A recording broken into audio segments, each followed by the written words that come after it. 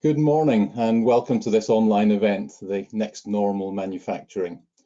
I'm Ian Walls and I'm part of the Siemens Digital Industry software team, specialising in our manufacturing engineering software applications. I'm joined this morning on this session by Emily, Greg and Mike from our specialist technical partner, Simulation Solutions. Before we get underway, just a little bit of housekeeping. Firstly, apologies for the sort of last minute requirement to re-register and for this session. This was forced on us by some technical issues that we encountered with the original hosting platform. So thanks for your forbearance in this. Secondly, we will be recording this session, and that recording can be made available afterwards. So if you know of anyone who didn't manage to get on, let us know, and we can rectify that. We will be keeping your microphones muted throughout, but we'd like to encourage interaction through the chat window. So please ask any questions or make general observations, and we'll endeavour to answer any questions, at the end. And any we don't get around to, we'll certainly answer offline. The new normal is an expression that's been widely used in recent months, including by myself and colleagues. And on reflection, there's a fundamental problem with this. New normal implies a transition from one stable state, the old normal, to a new stable state. And I think the reality is that manufacturing is entering a period of increasingly rapid change, in which we're going to see short-term effects, changes to working practice imposed through the requirements to socially isolate and so on. And in the medium term, by increasing rates of adoption of new technology, such as automation and robotics and additive manufacturing. Supply chains themselves will change, particularly as efforts are made to make them more resilient. And this is going to present both challenges and opportunities to organizations within those supply chains. Customer demand will change, and that's going to necessitate changes to things such as product mixes and the rate of new product introduction and the manufacturing capacity and facilities themselves. Our common recent experience has emphasized, I think, our reliance on digital tools, and this is only going to increase through this period of increasing flux that I talk about. Additionally, the concepts around digital twins and digital thread are going to become increasingly an imperative for manufacturing organizations. So the objective of this session is really to set out how two of the applications in our Tecnomatix portfolio, plant simulation and Intersight, can support both the immediate short-term needs of establishing these new working practices and also support the longer-term roadmap towards building truly digital enterprises. Next normal manufacturing is then a recognition of this rapidly changing, unstable reality that we're going to be moving into. And this means that we need to actively embrace the opportunities that will create using the concept of the digital twins and the tools that will enable it. And with that, I'll hand over to Greg to begin our exploration of the next normal. Yes, thank you, Ian. Hello, it's Greg Way from Simulation Solutions here. And here at Simulation Solutions, we've been providing simulation services to our customers and Siemens' customers for over 20 years now. Hence, myself, Emily and Mike from our team, and Ian Walls from Siemens, who you've just heard from, are delighted to present to you today on how Siemens Tecnomatix suite of products can help a company future plan their production plant layout to meet customer demand whilst ensuring a safe working environment for their staff. But before we do, I just want to draw your attention to an article published by McKinsey in April entitled Managing a Manufacturing Plant Through the Coronavirus Crisis. And they've stated these three areas that you can see of focus to transition to the next normal. So for manufacturers in these uncertain times, they have to be able to adapt to market fluctuations, supply chain disruptions, staffing shortages, and operational changes as never before. And with only a limited number of workers physically returning to work in the near term, solutions that enable remote workers to interact with their production teams as if they are on site has never been more important. So we know companies are already getting their workforce back to some kind of normality and getting the production output up to where it needs to be. And having spoken to many companies recently, here are some of the activities they are conducting to get their workforce and production going again. And of course, without access to replica working environment simulation tools like Tecnomatix, there are not really many other things that they could possibly do. So, so based on what has happened over the last 5 months and the impact of COVID-19 and what it's had on businesses, and will continue to do so, and of course, not forgetting we have Brexit around the corner that could disrupt businesses yet further, here are 6 common challenges our customers are wrestling with and looking to products like Tecnomatix to help give them answers to, so that they can, with confidence, make the right decisions for their operational environment before any production changes, any shift disruption or capital investment is made. And over the next 20 minutes or so, we will show you how Tecnomatix can give companies the answers they need to make informed decisions based on real data to meet these 6 challenges. So moving on to the first issue, people turning up to work for their shift on the shop floor or in the office. Unless a business takes the view that masks and gloves and PPE are good enough to safeguard their staff, the simulation would certainly help a company understand, if they were to adhere to safe distancing guidance, what the impact would be on getting their people to the right place of work in the factory or actually in the office. So I'm now going to hand over to Mike to walk through a simple simulation of people entering their place of work and what can be learned from it. So over to you, Mike. Thanks, Greg, and good morning there. So just a quick introduction here. We've got a very simple model that we've put together. It's looking at bringing people in and out of the building, trying to mimic or model the start time, so people arriving in the morning.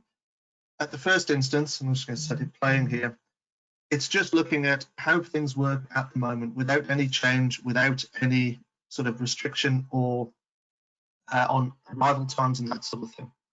So people are turning up, they're walking around to the front door. In this situation, this building's quite a tall building. Most of the staff rely on the lift to get up to the 5th floor where they work. So there's a delay while people are processed in, while they wait for a lift and things like that. So all the people here are being made to stand and wait. They're made to socially distance on the way in. So we see some queues forming. Now, what we can start to do with models like this is start to look at a lot of what-if questions. So at the moment, people are arriving as they want to. What would happen if we changed them to arrive in set start times? We had teams arriving in certain work hours. We split shifts, we changed things around. How would that impact getting in and out? Again, this doesn't just link to the front door. You can go all the way through to a multi-story car park or environments like that. As we can see, as you start to get groups of people arriving together, we get congestion, we get people building up. It's probably quite all right on a nice day like today, but into November times, I don't think people are going to be particularly happy about standing in the rain just to come to work. So with a model like this, we've got a chart in the middle here. This is just simply telling us how long each person waited to get in through the door. So how long did it take them to get into the building? Very quickly, we can start to adapt this. We can say, right, let's change our start times. Let's add another door. Let's see if we can bring people in different ways. We can also start to looking at what the tipping point on return to work would be. So is there a point where we actually can't bring people in and out of our building if we get a bit above this staffing level? What should we be watching for when we go forward? What should we be looking out for? Each of these scenarios can be run very quickly. We can visualize the output, as you can see here, but also all the data collected can be used to make a quantified assessment as to what's going on. So going forward through the next few months, with a model like this, you can identify key trigger points when you change your strategy, have things ready, enable new entry exit points, all those sort of things. So really help you with the sort of consideration about what to do next. And with that, I'll just hand back to Greg.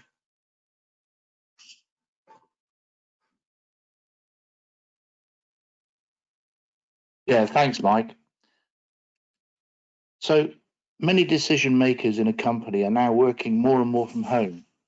And key to this being an acceptable way of working is connectivity, keeping your finger on the pulse, so that you are kept informed as and when things have gone wrong or a change needs to be made on the production line.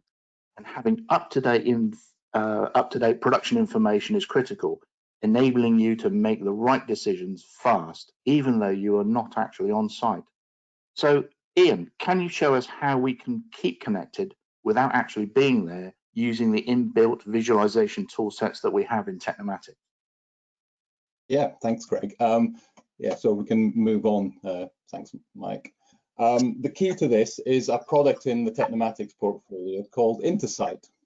And Intersight can best be described, I think, as a graphical front end onto your factory.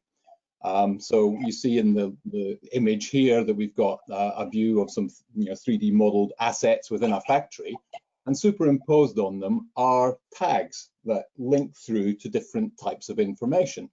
And this can be information coming from Siemens systems such as MindSphere or Teamcenter, or it can be third-party data sets. And the point is that we can access this data and from the different sources and collaborate around it. So we can remotely view what's going on in our factories. And as Greg says, we've got the connectivity that we can have collaborative sessions without necessitating going down onto a factory floor. So it's a very efficient mechanism. So if we move on, we'll see what this looks like in practice. So it's a web-based application, and the front end to it is actually Google Earth. So it's a familiar navigational paradigm. We can fly into one of our facilities around the world. And in this case, we've got some 3D modeled content. We're looking at a Siemens Technical Center in Germany in this case. And immediately we can start interacting with this model. So we can book out one of the demo rooms through interacting with the tags. And we move into the demo room and we can see that we've got these different layers of information that we can turn on and off. So the first thing we'll go to is looking at a panoramic photographic view. So it doesn't rely on actually having CAD modeled content. We can have panoramic photographic views to supplement that. But then more meaningfully, we want to link through to some data associated with this particular machine tool. And in this case, we're looking at the Siemens MindSphere Internet of Things platform, which is collecting data associated with the motors and drives on this particular machine tool. So the various parameters that you can see reflected in these graphs, and we can interrogate and interact with that data set. So this is just linking through to the existing MindSphere data. So we're not sort of relocating that information up into our cloud at all. It's just giving us a convenient means of surfacing it. If we fly to another facility, we'll see some other types of data that we can access. In this case, there's a PDF document, so it might be some specifications or user manuals, or indeed it might be video content showing working practices or visual work instructions, maintenance guides, and the like. So as I say, we've got a very rich set of different types of information that can be accessed.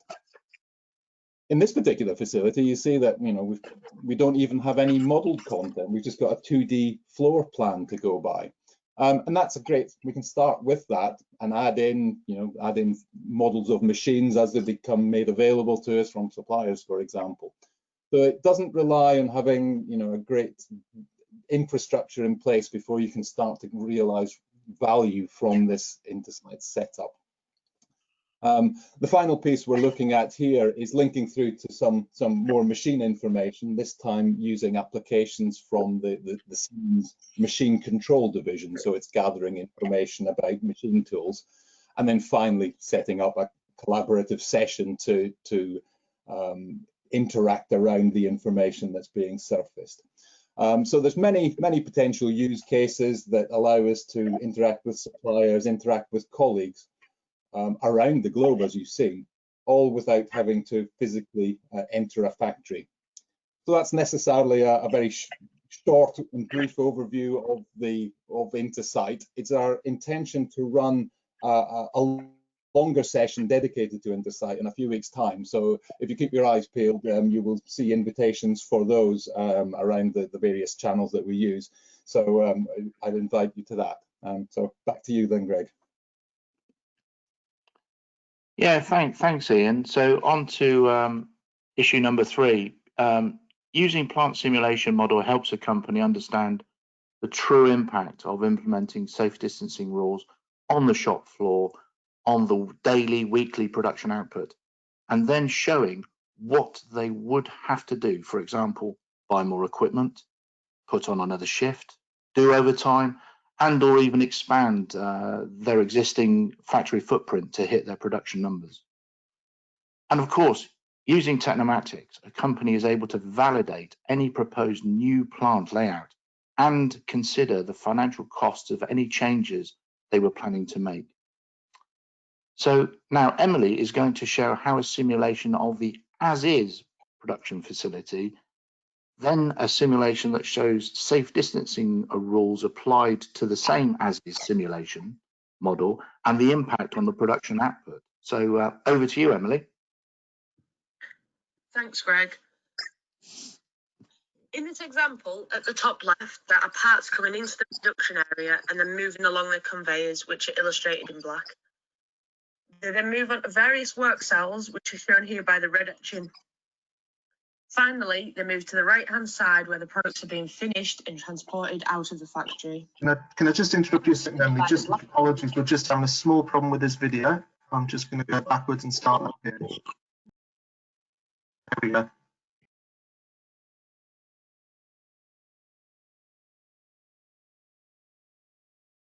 Is it playing? I think this video has managed to freeze itself, so very big apologies to everybody there. Just let me give it one last go to try and get it running. There we go, it's off now. So, yeah, I'll just let it catch up a little bit.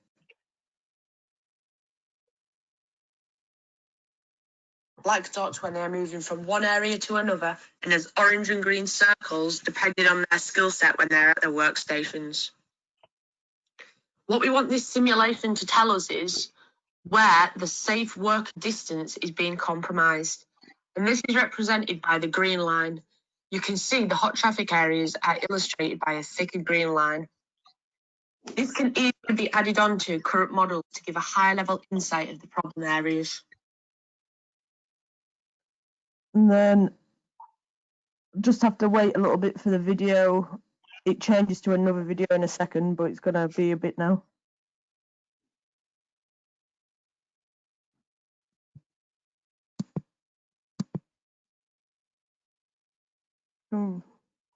Fast forward to that there. So here we have a slightly more detailed simulation, which was built using a Siemens module. Any distance violations are shown as red circles, and there is a counter to show the total number of violations. The video shows 3 separate simulation runs. One is at a 2 meter, one is at 1.5 meter, and one is at 1 meter. These show where the violations have occurred, as well as how the number of violations changes as the distance decreases. So now we have a model that we can use in this way. Whenever any new safe distancing rules are made, we can very quickly see the impact these will have on how we operate. Back to you, Greg.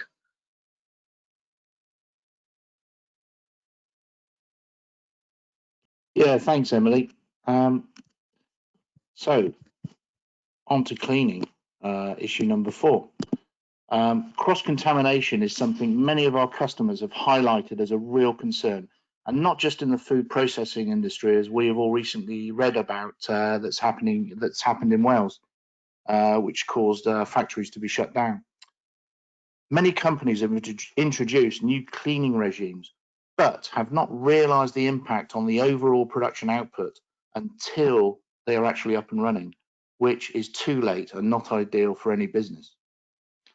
So Emily, how can a simulation help a business understand the impacts introducing additional activities to a shift, such as cleaning and sterilisation in the work areas. Over to you, Emily.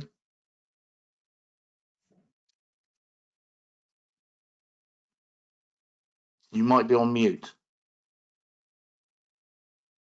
Thanks, Greg.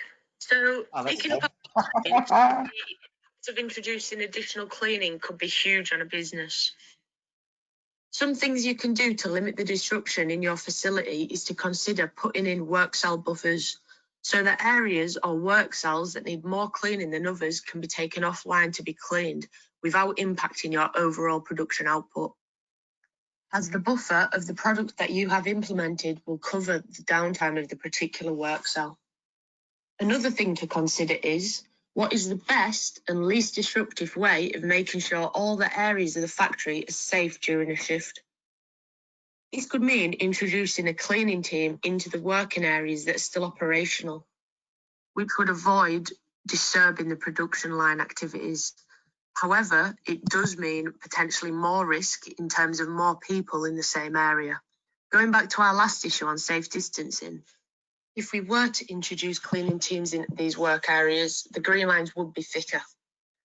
So looking at how Tecnomatix can help with the various options. So we've just made 5 simple models with different cleaning regimes. The simulation then shows us how it impacts overall on the performance of the factory based on the different cleaning regime. We can play with this and we can test multiple scenarios to see which one gives us the best results, which one minimises the disruption on the shop floor, or whatever is your key driver. And then next slide, Mike.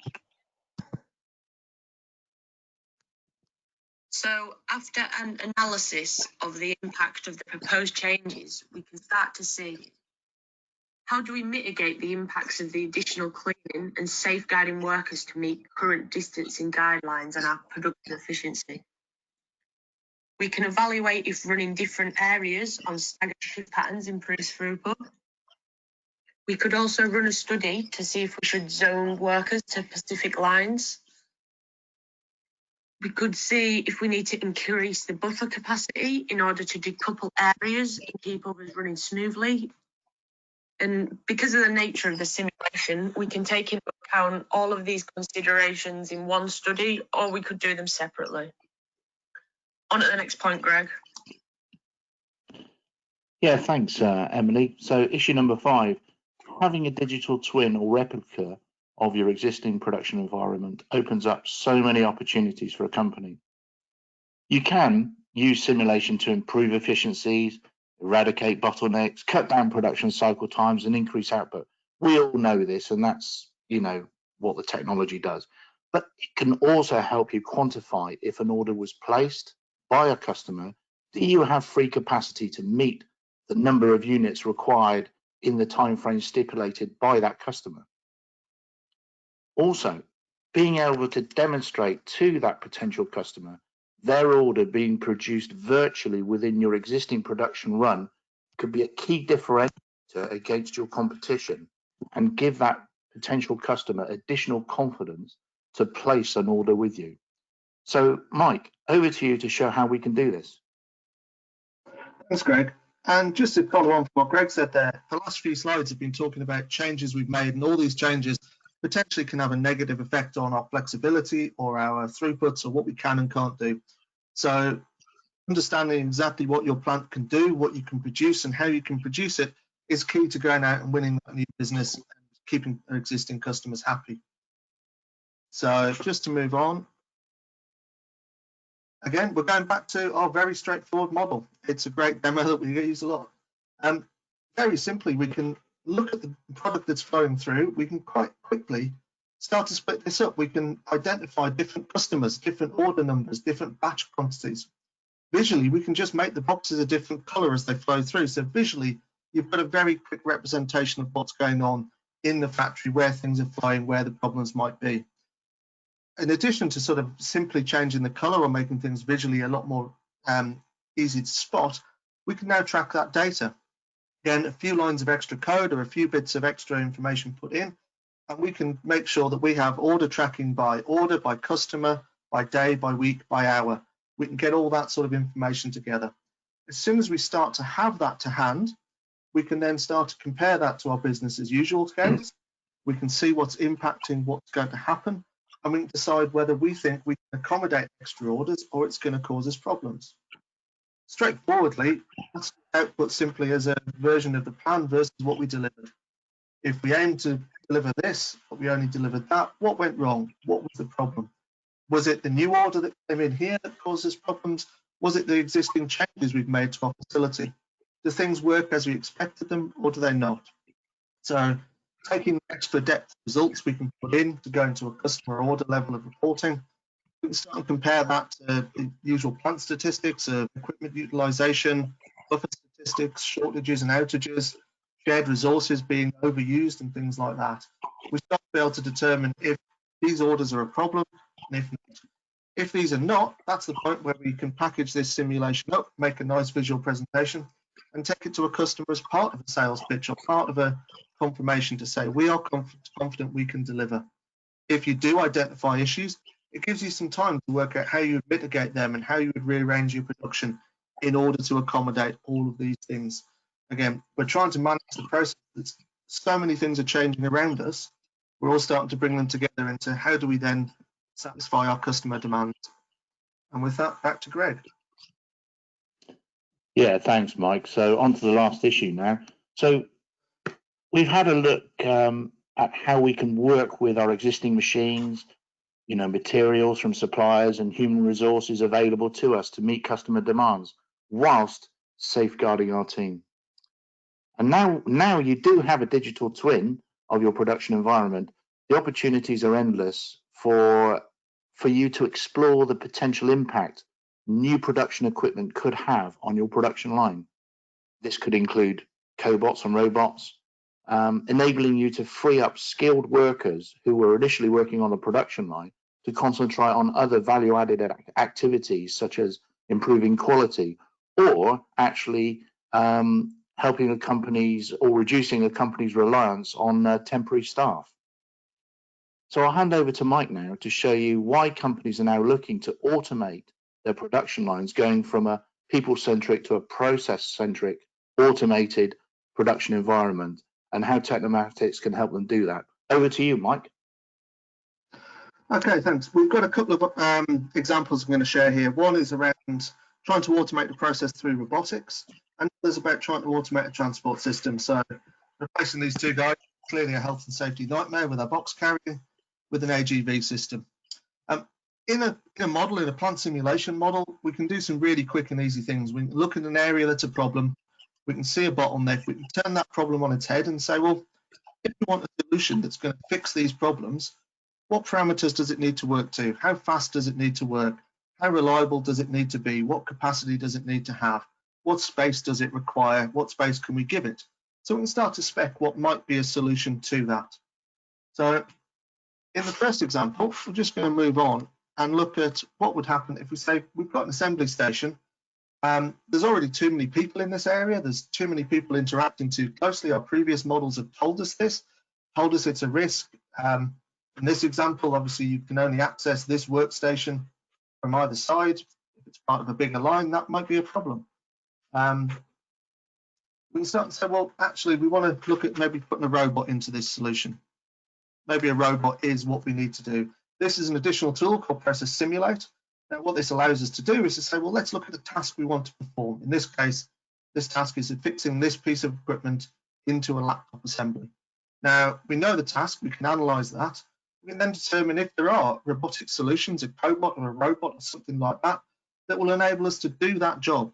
Which one would do it? We can evaluate multiple technology solutions to that problem, and then evaluate them against performance, how they fit in our built environment, how they then interact with the people around us. Because again, you put an automation solution in, does it mean you need a cage? Do you need a protected environment? Do you need anything like that? How do you need to adapt? So again, this is all about looking at the next normal and the normal after that. So in 3, 6, 12, 18 months, where does the business want to be? Where do we want to be in terms of what we are doing? Second part really is to turn around, who's the customer again? In many cases, the customer are the people you are serving. In the case of delivering an improvement or installing something in your factory, you're the customer. So you want to get the performance, the best upgrade, the best way you can do to incorporate something. So introducing a concept that's been around in the short term, it's quite a new idea that's been going around of virtually commissioning a solution. In this case, we've decided that we want to replace our manual transfer of equipment or parts or product with an AGV solution. 3 stations working, 10 AGVs on a loop. In this case, these are controlled by a PLC system. In the end, this could be a production line that's controlled by a PLC system or anything else. So I'm just going to move into a short video explaining what's going on and what we can do. So taking this AGV system that we're putting up, somebody somewhere in Tier Portal or something like that has written the PLC code. So they've written out the control logic for what's going to happen. This happens every day. It happens whenever anyone organizes something. They've built an HMI. This is all still in the design, in the virtual phase. So they can test to an extent that they've got their code right, they can work at what they're doing, they can have a go at it. The next level is we start to move into simulation. So we can virtualize this PLC, connect the virtual PLC to a virtual world. This model is a layout of exactly how we want our facility to be. This is what we're designing for, this is what we want to test against. So to kick off, we now have a virtual PLC that thinks it's talking to a real factory. We've got a model that thinks it's talking to a real PLC. The 2 connections are just bouncing back the information as they would. So that's a lot of information being moved back and forward. The tools within Tecnomatix handle this really nicely. So what we've got is we're now trying out our solution. So up here, do these AGVs stop at the right point? Do they crash into each other? Do they hand over to the right location on the line? Does all the things we've put in, do all the safety cases test themselves properly? In other ways, are things we'd like to test in this solution that we wouldn't be able to test easily in the real factory. We'd have to shut down for a couple of days to do all these tests. We can do a lot of these offline now, so before we get there. So that solution as it is exists entirely in the virtual world. If someone has developed that there, the time to install it is reduced, the time to commission it is reduced, the number of commissioning engineers on site is reduced, and the time that you are down for is also reduced.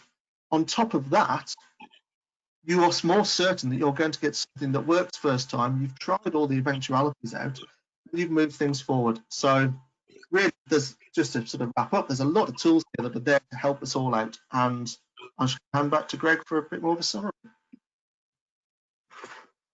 Yeah, thanks, Mike. Really interesting there. So as a summary, Tecnomatix as a whole portfolio suite of all the things you've seen today gives a company answers that can help a company make critical production decisions that a spreadsheet accompanied by a plant layout combined with even 1,000 years of production environment knowledge within the business simply cannot do. And with that, I really thank you for your participation. I'll just hand over to Ian for Q&A session. Thank you. Thank you, Greg, and thanks, Mike and Emily. You've seen, I think, how the Tecnomatix tools can support you both on the next step on your journey into the next world of manufacturing, but also support you in the longer term towards this, the end destination. We've got a few minutes now to field some questions. So if you've got a question, can you enter it in the chat window and we'll get to it. I'll just ask Tarek to come and handle the question process. If you can be question master, please, Tarek, and put questions to us. Will do. I'll have them when it starts coming through. Okay. Whilst that's happening, Tarek, can I just make a comment on, we have, for this technology, because it's part of the Industry 4.0 portfolio, there are government grants available to companies who are wishing to look at improving efficiencies, safeguarding their workers, and also protecting jobs. And that's through our Made Smarter government partners. So if you'd like to find out more about what grants are available, and it could be up to 50%, and that includes not just if you wanted to purchase the software or have consultancy services or mentoring or advice, that all comes under that umbrella. So if you'd like to find out a little more, then please get in contact with us, and we'll get you in touch with the right people.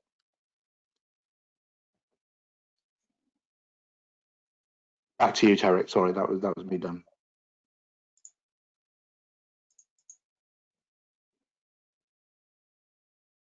At the moment, I don't think we have any questions coming through. So, Is there?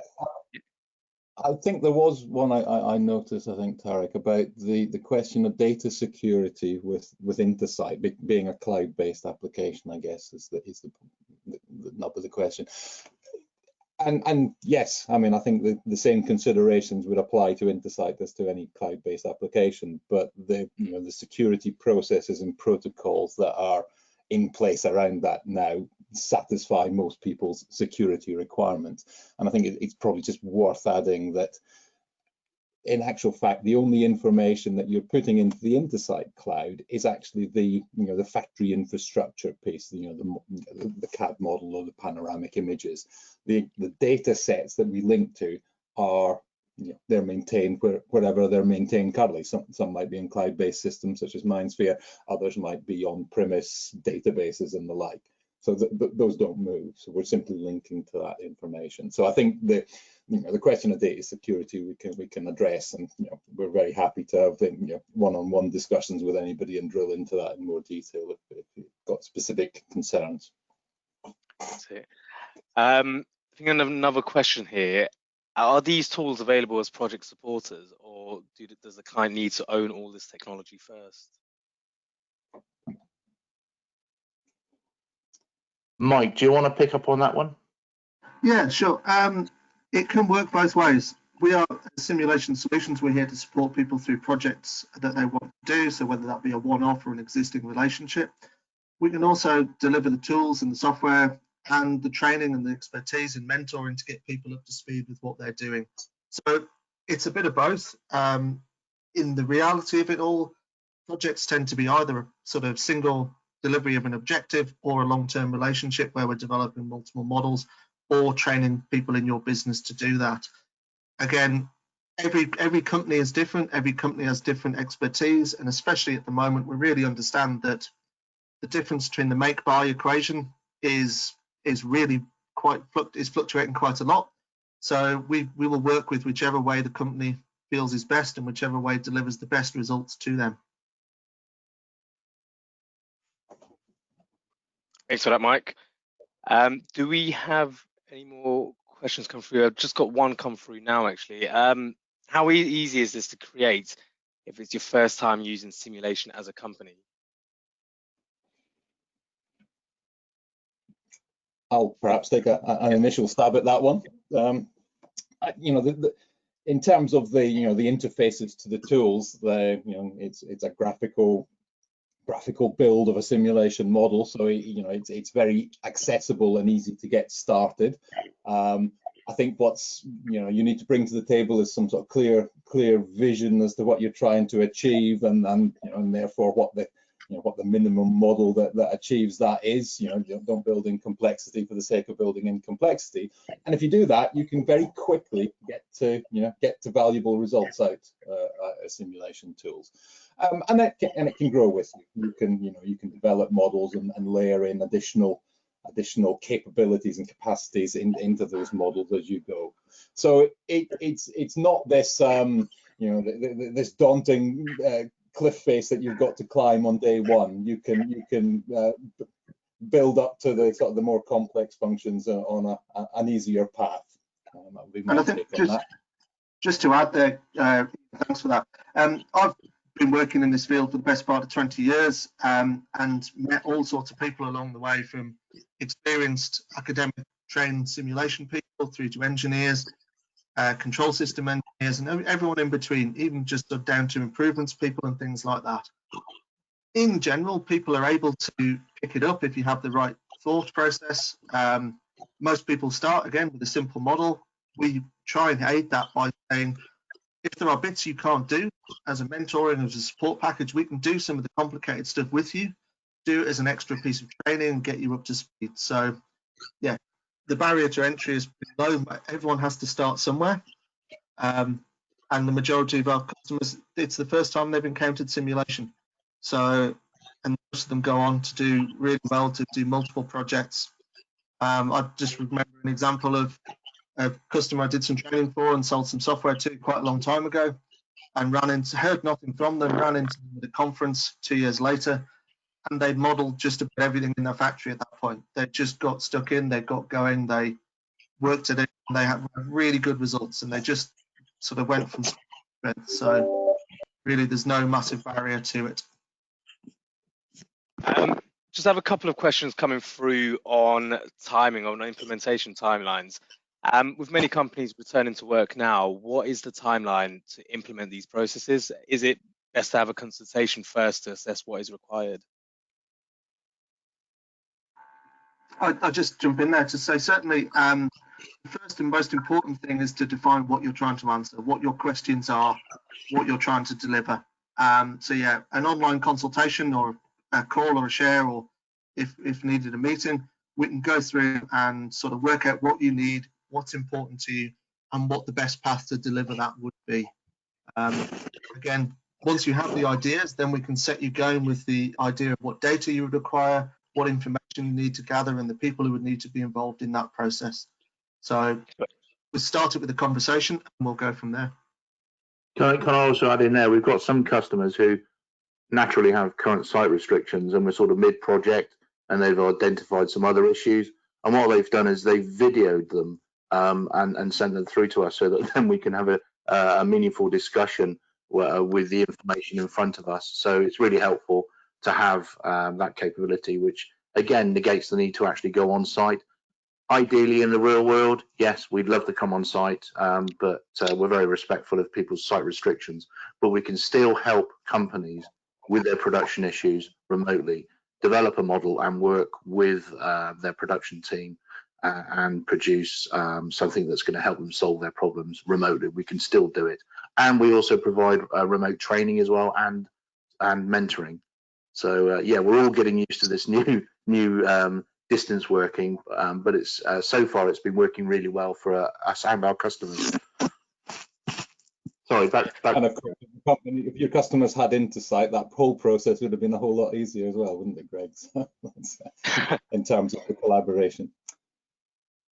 Absolutely. It's it. Just another question coming through. So simulation always seems to a nice to have, but what is the actual cost of these simulations? So I'll probably take that one. So initially, I mean, you can do it in bite-sized chunks. You don't have to do necessarily a whole factory, because you know, it might be a sledgehammer to crack a nut, because you potentially only have an issue in a particular area, or you may wish to look at a potential bottleneck. So yeah, typically a small project can be around about the £10,000 mark, and it can go upwards depending on the size of your factory, because there's no one size fits all. But we do offer an initial free consultation, and very quickly we can scope out a rough order of magnitude as to some sort of budgetary costings for you, so there will be no surprises at the end of it, because nobody likes surprises, particularly when it comes to pricing. So I'm not it's not, I don't want to feel as if I'm evading the question like a politician. I'm not. It's just that how long is a piece of string in terms of the costs and the complexity of your factory. But yeah, initially work scale can be £10,000, and then we can go from there.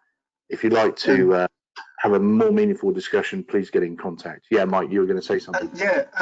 In terms of, as I've been in the business long enough to have been through nice to have, I've said it myself in certain situations.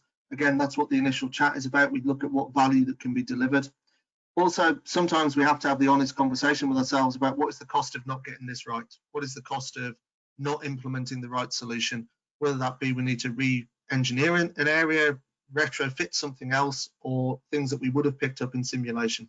Even through the process of going through building the simulation, the information we elicit from people, the information we collate, and how we analyze it, that tends to highlight some pretty quick wins for people. We've managed to influence design processes and even stop a couple of things that were going to be a problem being implemented, just by the fact that as we built the simulation, as we put it together, when we started to run it, things didn't flow as they should. Buffers built up where nobody expected them to. Once we went through that, we established that's what the problem was. And yeah, it's about, can you afford to get these things wrong? Do you have the budget to give it a go and not? So we, especially in this current climate, I think right first time ought to be a really big aim for everybody. Good to hear. Thanks for that, Mike. Thanks, Greg. Do we have any more questions coming in through from anyone? Does anyone have any more questions at all? I think that's... I guess if not, then I think we can wrap it up at that point. So thanks once again, everyone, for attending. As I say, there is a recording being made of this, and we'll look to make that available to you. We'd appreciate any feedback that you care to give us. We're always looking at how to run these events better, and if you have particular bits of content that you want us to cover, we'd be happy to take that on board too. But with that, we'll close the broadcast. Thank you. Thank you, everyone.